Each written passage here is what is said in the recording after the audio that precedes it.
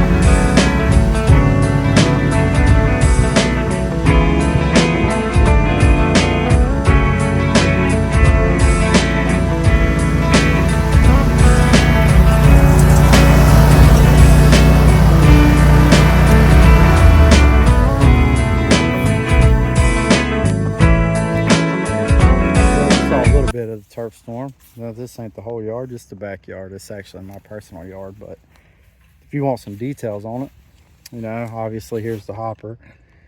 I like this screen, you know, see it keeps the clumps out. Yes, I'm about to go in and wash my hands, or I would not have just grabbed it like that. But 200-pound hopper. There's the plate. Here's the dial where you can do your settings. You got your spray nozzles. You know, you can flip it out on both sides, and then if you hit something, it just comes back in just like that. You got two 30-gallon tanks on each side, a hose that comes in handy, and a bunch of controls right here. Up here you control which tank you're going to use. Right here you can control which nozzles you're going to use. This center one basically just does the ones that don't fold in. So this side does the left side that folds in, the right side that folds in. Your pressure gauge for when you're calibrating and making sure you're spraying the same amount of liquid when you calibrate as when you're applying. Here's your spreader pattern adjustment. You can turn it to spray or spread left or right. Here's something I kind of like. I can cut the gas off. Right here, park and brake, which I like this design on this park and brake more than I do the other SCAG equipment. But then you can control your spreader. It turns the plate down there.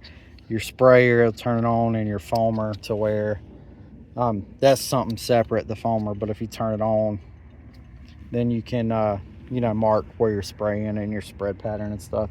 Gas tank right here. And here's something I didn't know until I was actually looking at the machine with a buddy eating lunch. And if you pull this pad off right here,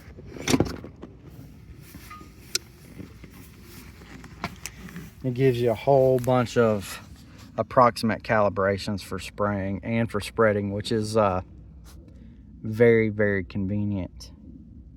It's a go by right there. You just You saw how fast it took me to take it off, and I did it with one hand while I'm holding this camera in the other hand. But it's very, very convenient to have that. And I like the digital gauge right there as well. It tells you how fast you're moving and all kinds of sorts of stuff. The side deflector, you can probably hear it.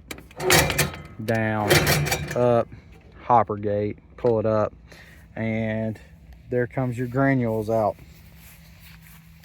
Yeah, this is a very basic review, or overview, I guess, is what it is. But yeah, so far so good with this machine. I made a little bit of a mess on it. I've put, I think, 12 hours or so on there. Yeah, a little over 12 hours so far. But it saved me a whole lot of time. You saw I just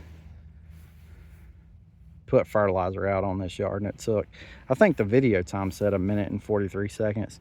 And I didn't even go in necessarily my normal pattern because I was using this and I wanted to make sure that the camera was following me. But anyway, I hope you enjoyed this video. Let me know in the comments what you use to spread and put on grass, what type of grass you're treating this time of year, if you're doing anything this time of year. Appreciate you watching. Hit that subscribe button.